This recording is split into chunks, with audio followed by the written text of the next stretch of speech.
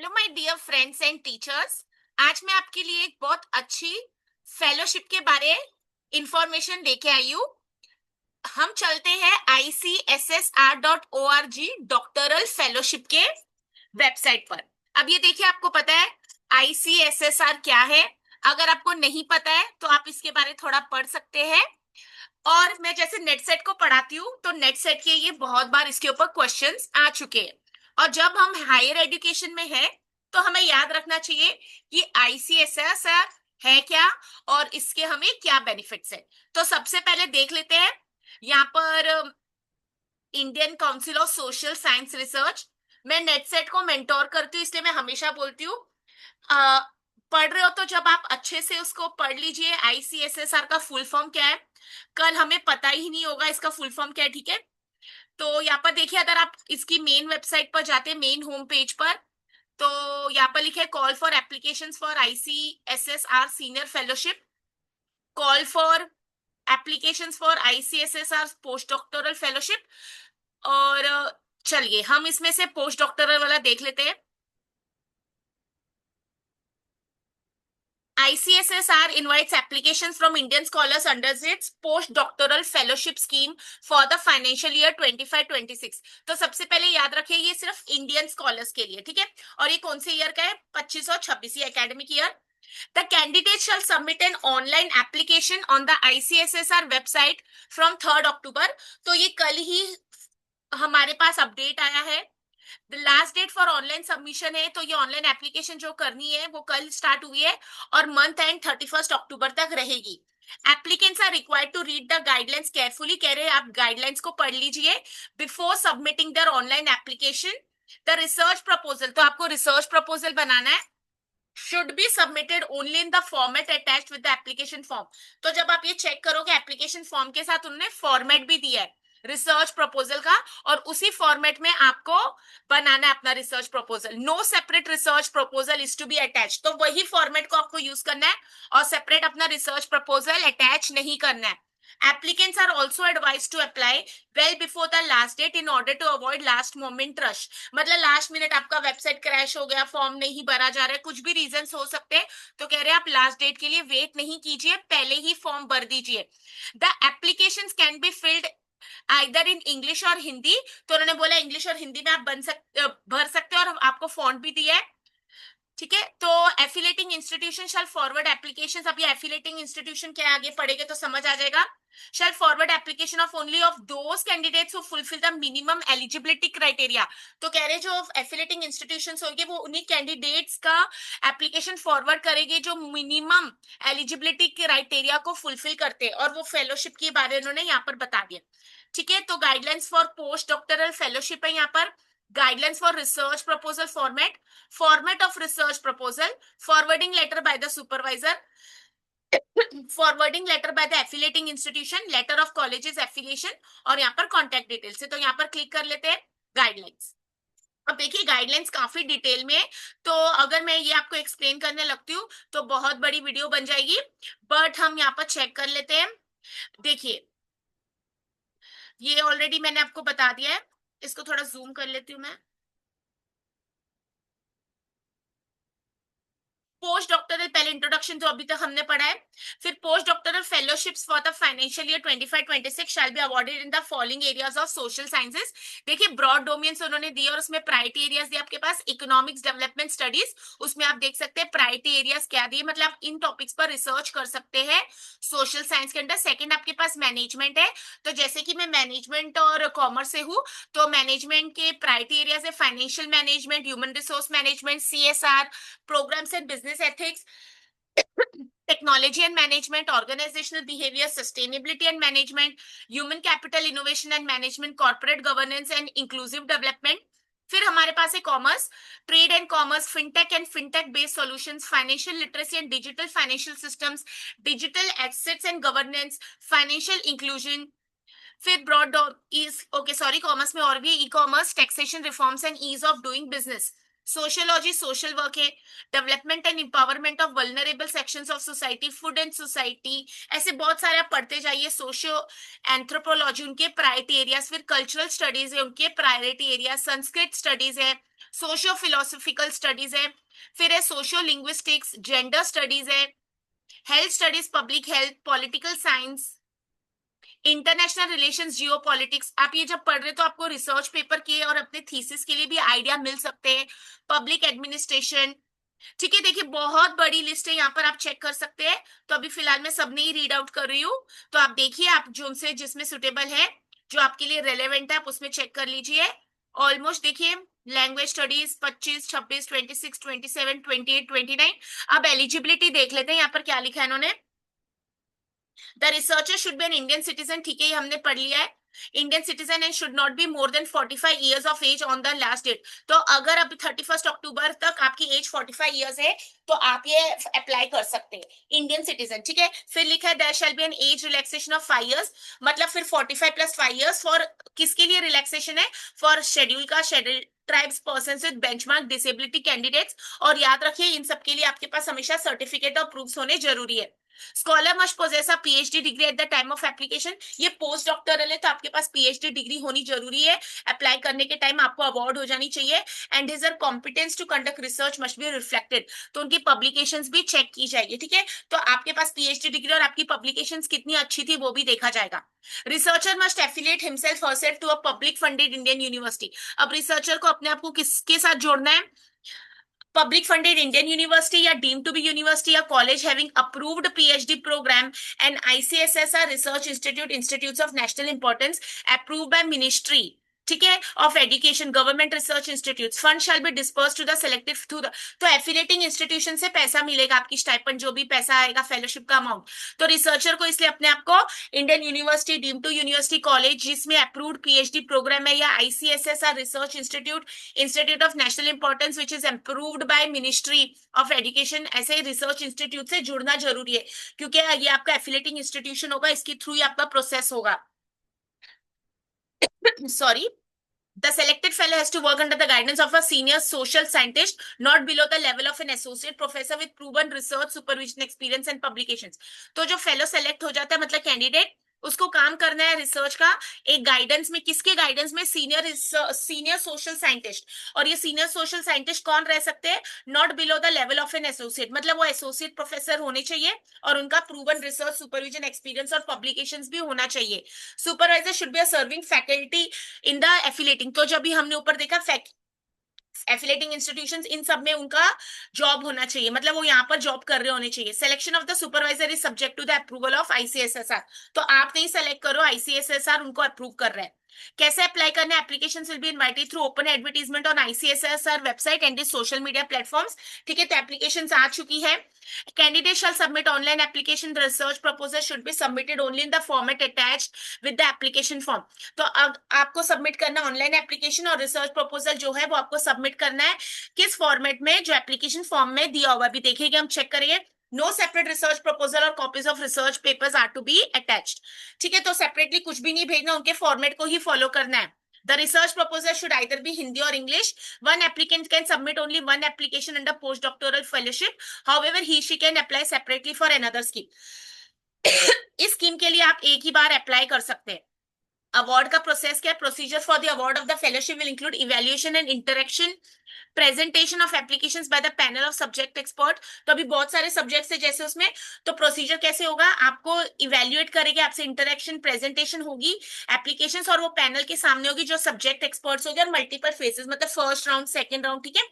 Recommendation of the expert committee, ये जो committee बैठी होगी उनके जो रिकमेंडेशंस होगी are place before the requisite committee of the ICCR. तो ये कमिटी आपकी जो भी आपका इंटरव्यू या इंटरेक्शन, जो भी प्रेजेंटेशन लेंगे, वो किसके सामने रखेगी, कमिटी आईसीएसएसआर की, उनके कंसेंट, उनके अप्रूवल के लिए।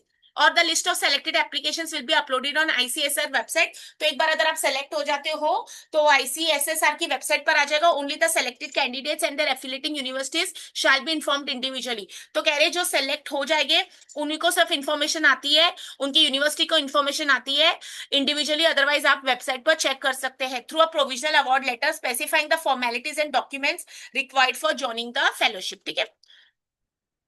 Duration and value, post doctor fellowship is a full time research, ठीक है। तो फुल टाइम रिसर्च इसका मतलब क्या पढ़ लेते हैं, फेलोशिप की ड्यूरेशन है for 2 years and no extension, तो 2 years में आपको कंप्लीट करनी है, ठीक है। और यहाँ पर एक्सटेंशन का सिस्टम नहीं है। और वैल्यू ऑफ फेलोशिप कितनी है, ₹30,000 31,000 पर मंथ। तो अगर आप टोटल कर लेते हैं, और उन्होंने साथ में बोला कंटिजेंसी ग्रांट मिलता है 25,000 पर एनम। पर एनम मतलब आपको साल में 25,000, तो दो 2 साल का आपको मिलेगा 50,000, किसमें, कंटिजेंसी में। अगर आपने कभी जेआरएफ क्वालिफाई किया तो आपको कंटिजेंसी का मतलब पता है, अब मैं वो भी आगे आपको एक्सप्लेन करती हूँ। तो अगर हम 31,000 को मल्टीप्लाई कर लेते हैं, 31,000 को आप मल्टीप्लाई कर लो 1 साल से या 24 मंथ से। कैलकुलेटर लेने की जरूरत है तो आप कैलकुलेटर लेके कर लीजिए। तो 24 मंथ्स अगर हम करेंगे, कुछ 7,44,000 आ रहा है, और उस पे आपको प्लस 50,000, दोनों साल का 25,000, 25,000 आपको कुछ मिल रहा है। तो अप्रोक्सीमेटली अगर आप कैलकुलेट करते हो तो 8 लाख बन जाता है। ठीक है, फिर से एक बार देखते हैं इसको। Value of fellowship 31,000 per month, और कंटिजेंसी 25,000 पर एनएम, साल में एक बार मिलेगा 25,000, और 2 साल का 50,000। और एमओई मिनिस्ट्री की गाइडलाइंस चेंज होती है, कभी चेंज होता है अमाउंट, तो वो चेक कर। Joining and release of fellowship, the scholar has to join the fellowship preferably within the given time in the award letter. अभी अवार्ड लेटर पर जो टाइम लिखा होगा, आपको इतने दिनों में ज्वाइन करना है, by submitting all required through the affiliate. तो आपको जो भी डॉक्यूमेंट्स, अगर आप सेलेक्ट हो जाते हो, आपको सबमिट करने डॉक्यूमेंट्स, और अपने एफिलेटिंग इंस्टीट्यूशन के थ्रू करवाने हैं। दिस में be extended by the IC SSR in exception. तो कुछ प्रॉब्लम्स होती है, कुछ एक्सटेंशन होती है, जैसे पिछले बार कोरोना आया था तब एक्सटेंशन मिला था सबको, ठीक है। Fellowship will be sanctioned initially for a period of 1 year। तो फेलोशिप पहले 1 साल के लिए अप्रूव की जाती है, effective from the date of joining fellowship by the scholar. तो आप जब ज्वाइन करते हो उसके 1 year। Renewal of the fellowship for the subsequent year shall be subject to the receipt of satisfactory annual progress report. तो अगर आपको second year के लिए उनको अप्रूव करना है, तो आपकी सेटिस्फैक्टरी रिपोर्ट होगी, एनुअल प्रोग्रेस रिपोर्ट, और statement account for the fellowship release for the first year. तो पहले साल का आपका अमाउंट रिलीज हुआ, और आपकी परफॉर्मेंस सेटिस्फैक्टरी कमिटी होती है, प्रोग्रेस रिपोर्ट, वहां से आपको मॉनिटर किया जाता है। और first year fellowship and contingency will be release in 2 equal instalments. कह रहे जो फर्स्ट ईयर की फेलोशिप और कंटिजेंसी, फेलोशिप 31,000 पर मंथ और कंटिजेंसी 25,000, ये रिलीज की जाएगी 2 इक्वल इंस्टॉलमेंट्स में। मतलब आपको हर महीने पैसा नहीं आ रहा है, यहाँ पर ऐसे लग रहा है। The first instalment will be release after receiving the grant in aid bill, and the second instalment after receiving a satisfactory 6 monthly progress report. तो आपको पहला इंस्टॉलमेंट कब मिलेगा, जब आपको ग्रांट इन एड बिल मिल जाता है। अब वो क्या प्रोसेस है, जब हम प्रोसेस में जाते हैं तो पता लगता है। एंड द सेकंड इंस्टॉलमेंट कब मिलेगी, व्हेन आप सेटिस्फैक्टरी 6 मंथली प्रोग्रेस रिपोर्ट सब इनको सबमिट कर देगा, along with the statement of account to be issued by the affiliating institution. जिन कॉलेजेस के कैंडिडेट जेआरएफ है, उनको पता होता है प्रोसेस क्या रहता है। The second year fellowship and contingency grant will be released in 3 installments. First installment of 6 month fellowship will be released on receipt of the grant payment। या आप पढ़ सकते हैं, आगे का प्रोसेस है। 7.5 ओवरहेड चार्जेस, ठीक है। Accounts and utilisation serve will be sign by finance, ठीक है। ये आपका प्रोसेस है जो इंस्टीट्यूशन करता है। मॉनिटरिंग ऑफ फेलोशिप है। Regular monitoring of fellowship is done on the basis of 6 monthly and annual progress report. तो 6 मंथली प्रोग्रेस रिपोर्ट ली जाती है, जैसे पीएचडी के ड्यूरिंग होती है, और एनुअल प्रोग्रेस रिपोर्ट साल में एक बार प्रिस्क्राइब फॉर्मेट में आपको सबमिट करनी होती है। In case of delayed progress report, scholar में भी asked to give the justification. अगर आपने सबमिट नहीं किया, डिले हुआ है, तो आपको बोला जाएगा उसकी एक्सप्लेनेशन दीजिए। अगर एक्सप्लेनेशन आपकी सेटिस्फैक्टरी लगती है, जैसे कुछ लोग सपोज कोई इशू है, घर का पर्सनल इशू या मैटर कुछ था, हॉस्पिटलाइजेशन में भी, प्रेगनेंसी एंड ऑल, तो वहां पर अगर जस्टिफिकेशन एक्सेप्ट की जाती है तो आईसीएसएसआर डिसीजन फाइनल लेते हैं। स्कॉलर में asked to furnish an undertaking specifying the date of final report submission, ठीक है। फिर उसके आगे क्या लिखा है, फेलोशिप में भी discontinued if research progress is found unsatisfactory. Other scholarship, मतलब ये जो फेलोशिप है, अगर परफॉर्मेंस अच्छी नहीं होगी,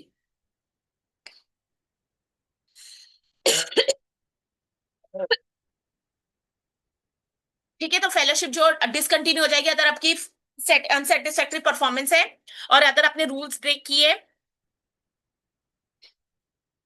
और अगर आपने रूल्स ब्रेक किए तो कह रहे हैं fellow has to reimburse the total fellowship disburse by the ICCSR. तो आपको उनका पैसा रिटर्न भी करना पड़ेगा अगर आपने रूल्स ब्रेक किए। तो याद रखिए, बहुत स्ट्रिक्ट रहते हैं। आईसीएसएसआर में आज for annual presentation mid term appraisal हो सकता है। During the course of fellowship fellow is required to publish at least 2 research papers in peer reviews. तो ड्यूरिंग दिस फेलोशिप आपको 2 एटलीस्ट पेपर पब्लिश करने हैं, और रिसर्च जर्नल्स अच्छी वाली peer review on the theme of the research. जो आपने theme लिए, जैसे मैं पब्लिक ट्रांसपोर्ट पर काम करती हूँ, तो उस पर ही आपको करना पड़ेगा जो आपने टॉपिक सेलेक्ट किया है। Scholars must give the due acknowledgement to ICSS by getting the research papers published.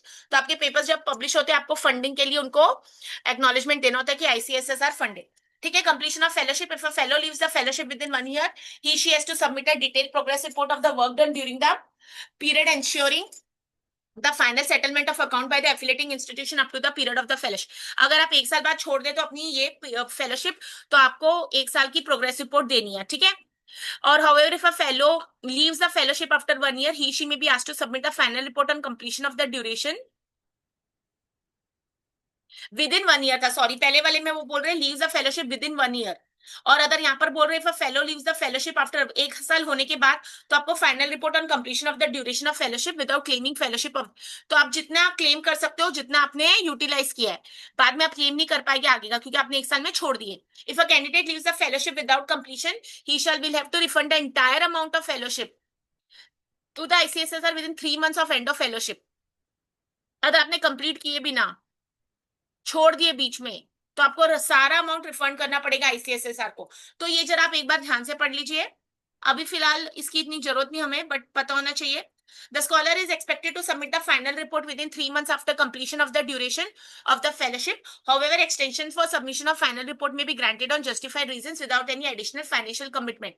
In case the fellow submits the final report directly after the missing submission of periodic progress, the ICSSR will decide on accepting the final report and releasing the balance sum.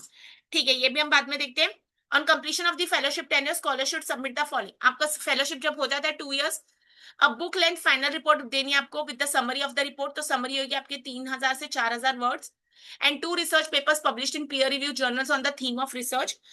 These documents are to be submitted in hard copy. 2 hard copies आपको submit करनी है final report, and 2 copies each of the summary and research articles, and a soft copy, and statement of accounts with utilization certificate in GFR 12A form duly signed by the competent authority. Every final report needs to be checked for plagiarism before submission. Plagiarism के लिए आपको check करनी है. अगर आपको नहीं पता है तो university of Mumbai drill bit use करती है, और इंटरनेशनल वाले यूज करते हैं टर्न इट इन. मेरी काफी वीडियोस उस पर आप आओ रिसर्च सीखो की प्लेलिस्ट जाके चेक कर सकते हैं. Fellows are required to get the final report check from the affiliating institution for similarity index and attach a report of the same. जिसको हम प्लेजरिज्म रिपोर्ट बोलते हैं, वो अक्सर हमारी क्या होती है, सिमिलैरिटी इंडेक्स. तो यहाँ पर उन्होंने वही वर्ड यूज किया है. As a policy ICS SSR does not accept reports that have similar contents beyond 10%. तो यहाँ पर भी आपका 10% का ही सिमिलैरिटी इंडेक्स अलाउ है. Expectations from the affiliating institution, ठीक है, ये अभी मैं नहीं पढ़ रही हूँ क्योंकि ये एफिलेटिंग इंस्टीट्यूशन है, उनको पढ़ना है जो आपको एक्सेप्ट करेगा as a candidate. Post doctoral research work should not be the same as PhD work. आपका पीएचडी टॉपिक को आप नहीं यूज कर सकते यहाँ पर.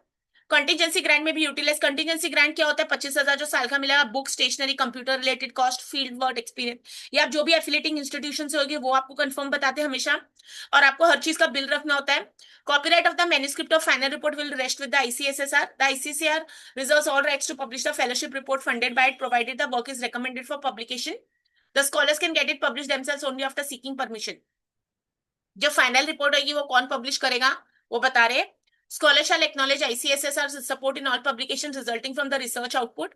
All fellowships are subject to income tax deductions as per the Government of India rules at the level of affiliating. Defaulters of any previous fellowship grant will not be eligible. तो अगर आपको पहले कोई grant मिला हो तो आप उसके डिफॉल्टर हो, आप इसके लिए इनएलिजिबल हो.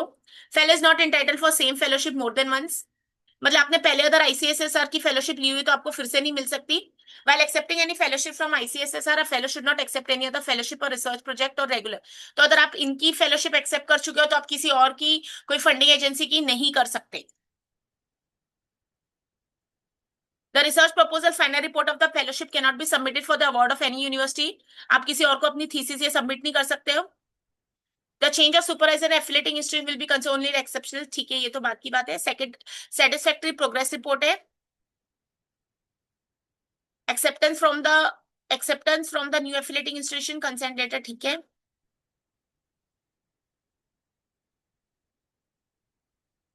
या पढ़ सकते हैं.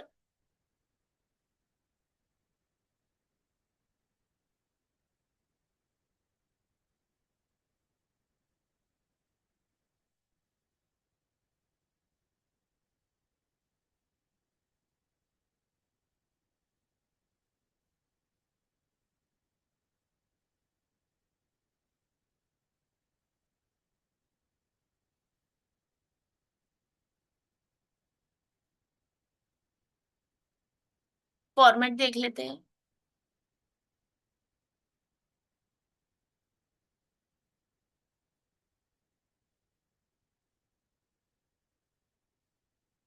Application form for post doctoral fellowships, broad research domain है, प्रायोरिटी एरिया, जैसे ऊपर कॉमर्स था और यहाँ पर ट्रेड था। Title of the research proposal abstract कह रहे हैं approximately 200 words। You should have conceptual framework. Design your conceptual framework. Approximately view 400 words. Major research works reviewed. You should mention about this international, national, not less than 15 to 20 important works. अगर आपने review किए, major research works review मतलब ये review of literature हो जाएगा। International और national कह रहे हैं, not less than 15 to 20 important works, मतलब आप 20 इंटरनेशनल कर सकते हैं, 20 नेशनल रिव्यू ऑफ लिटरेचर कर सकते हैं। आइडेंटिफिकेशन ऑफ रिसर्च गैप आपको अप्रोक्सीमेटली 300 वर्ड्स में बताना है। Objective of the propose study आपको बतानी है approximately 500 words. Major research question hypothesis approximately 600 words. Framework and methods propose for research approximately 500 words. Innovation path breaking aspect of the propose research 150 to 200 words। Proposed outcomes such as papers in journals, edited books, policy papers, documents, data set। Outcome मतलब बाद में क्या आने वाला है इस content से, इस मैन्यूस्क्रिप्ट से। Any new data to be generated by data deficiency is felt. Relevance of the propose study, देखिए सबके लिए एग्जैक्ट वर्ड्स दिए। Relevance of the propose study for society. Milestone for the study for each successive quarter. First quarter में आप क्या क्या achieve कर लेंगे वो यहाँ बताना है, depending on the proposal duration, कितने आपके सेमेस्टर्स आ जाएंगे, तो यहाँ पर 8 क्वार्टर्स बताए उन्होंने। ठीक है, फिर चलते हैं आगे। आप ये ओपन करके चेक कर सकते हैं अगर आपको नहीं समझ आया तो। Format of research, forwarding letter by the supervisor, ये तो आप बाद में देख सकते हैं।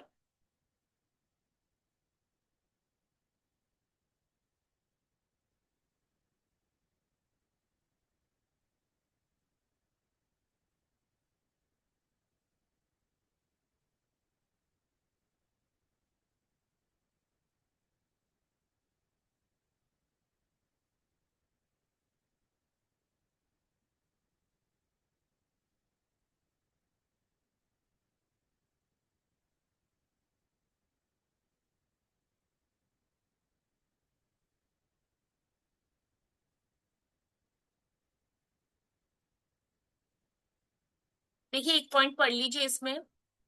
UGC net will be mandatory for applying for ICSSR doctor fellowship. ठीक है, मतलब आप सेट क्वालिफाइड हो तो आप ये एलिजिबल नहीं हो, तो यूजीसी नेट मैंडेटरी है। इसलिए मैं हमेशा अपने सारे कैंडिडेट्स को बोलती हूँ आप सेट पर स्टॉप मत कीजिए, नेट को भी आपको करना चाहिए, हमेशा importance. Apply for UGC net will be mandatory for applying for ICSSR doctoral fellowship. However, a maximum of 10% of the fellowships may be awarded to candidates who are not net qualified by the proposal. अच्छा, तो ये कह रहे हैं 10% लोग, मतलब तो जैसे 100 लोगों को दे रहे हैं उसमें से 10% लोगों को फेलोशिप दी जाएगी जो नॉन नेट हो गए, बट उनके प्रपोजल आउटस्टैंडिंग होने चाहिए। ठीक है, और एक्सपर्ट्स को ऐसे लगना चाहिए कि बहुत बढ़िया प्रपोजल है। Candidates who have already availed UGC junior fellowship, तो जेआरएफ जिन्होंने ऑलरेडी अचीव कर लिया था, जिनके पास था, राजीव गांधी नेशनल फेलोशिप थी, मौलाना आजाद फेलोशिप थी, या फिर ICSSR, ICR, CSI, ICPR, ICMR, ICHR, ठीक है, ये अलग अलग है, जवाहरलाल नेहरू मेमोरियल फाउंडेशन, तो इनको एलिजिबल नहीं है। जैसे मैं जेआरएफ कैंडिडेट थी तो I am not eligible. Candidates drawing UGC non NET fellowship are also, non NET fellowship है जो अदर, वो भी अप्लाई कर सकते हैं। Institutional full term doctoral, all the conditions of full term doctoral fellowship shall apply to this scheme. ठीक है, short term fellowship ये आप बाद में पढ़ सकते हैं, कंटीजेंसी ग्रांट मैंने बता दिया है। हाउ टू अप्लाई अब आप ये चेक कर सकते हो। इंस्टीट्यूशनल फुल टर्म ये आप चेक कर लीजिए, ये मैंने ऑलरेडी बता दिया है।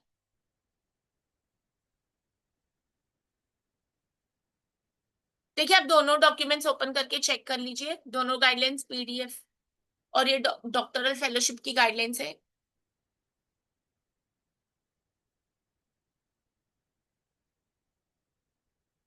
ऑलमोस्ट सिमिलर है।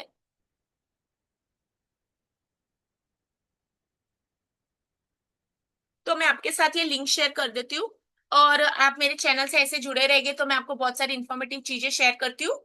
अगर आप मुझे पर्सनल लेवल पर जानते हैं तो आपको पता होगा मैं काफी एडवर्टीजमेंट्स, वैकेंसीज, ब्रोशर्स, जिससे नॉलेज बढ़ सके किसी की, मैं वो जरूर शेयर करना चाहती हूँ। और मैं बिलीव करती हूँ कि अगर मैं किसी की आज हेल्प करती हूँ तो भगवान जी, वाहिगुरु जी भी जरूर मेरी हेल्प करेंगे। ठीक है। तो हमेशा एक दूसरे की हेल्प कीजिए, कोलैबोरेट कीजिए, कंट्रीब्यूट कीजिए। एक टाइम पर ऐसा होता है, मैं हमेशा बोलती हूँ हमारी क्वालिफिकेशन सबकी सेम रहेगी, but how you deal with people, how you treat them, respect, always humble, ठीक है, ह्यूमिलिटी, ये सब हमारे बहुत इंपॉर्टेंट एस्पेक्ट्स है लाइफ के। अगर आप आज किसी का अच्छा करते हो तो आपका जरूर अच्छा होगा। ठीक है। I am a strong Karma believer. तो मैं मानती हूँ किसी की हेल्प करने से हमारी प्रोग्रेस रुक नहीं जाती है। तो प्लीज ये इन्फॉर्मेशन सबसे शेयर कीजिए। और फिर मैं मिलती हूँ आपको नेक्स्ट सेशन में। ये मैं पीएचडी और पीएचडी सीखे मेरी रिसर्च लिस्ट में इसको जोड़ देती हूँ वीडियो को, क्योंकि it is something related to post doctoral only. और अगर आपको कोई टॉपिक पर वीडियोस चाहिए तो मुझे जरूर बताइए। आप मेरे प्लेलिस्ट पर देखेंगे तो आपको पेपर 1 की वीडियोस मिल जाएगी, पेपर 2 कॉमर्स की वीडियोस मिल जाएगी, और रिसर्च की पूरी प्लेलिस्ट है। ठीक है। अगर आप सीएसआईआर कैंडिडेट हो यूजीसी नेट की तो उनके फॉर्म्स रिलीज हो चुके हैं। अगर आप नेट देने वाले हो यूजीसी का तो एग्जाम कि फॉर्म्स अभी रिलीज नहीं हुए, तो अगर आप मेरे चैनल से जुड़ जाएंगे तो आपको नोटिफिकेशंस भी मिल जाएगा, और मटेरियल भी मैं काफी शेयर कर देती हूँ। और अगर आप पीएचडी कर रहे हो तो आप मेरी प्लेलिस्ट चेक कीजिए। और कुछ भी आपको हेल्प चाहिए, मैं आपकी हेल्प कर सकती हूँ तो मुझे बताइए। Till then take care, keep studying, साथ में लाइफ को भी एंजॉय करना भूलिए मत। हमारा फन किसी और के लिए तकलीफ वाला नहीं होना चाहिए। ओके। तो चलिए, मैं हमेशा एक सोशल मैसेज या एक जरूर ऐसी बात बोल जाती हूँ, इस उम्मीद से कि जो मेरे चैनल को फॉलो कर रहे हैं उनको भी लगे कि हम एक बेहतरीन इंसान बन सकते हैं और आगे जाके सोसाइटी के लिए कंट्रीब्यूट कर सकते हैं। किसी ने बहुत ही अच्छा मुझे कहा है कि हम सब आपके चैनल को फॉलो करके या आपके इंफॉर्मेशन से हम अपनी प्रोफाइल बिल्ड करते हैं, बट आप तो टीचिंग कम्युनिटी को बिल्ड करें, तो ये मेरे लिए भी बहुत बड़ी अचीवमेंट है। तो ऐसे एक दूसरे की हेल्प करके आगे बढ़ते रहिए। फिर मैं मिलती हूँ आपसे नेक्स्ट सेशन से। मेरे चैनल को लाइक शेयर और सब्सक्राइब कर दीजिए।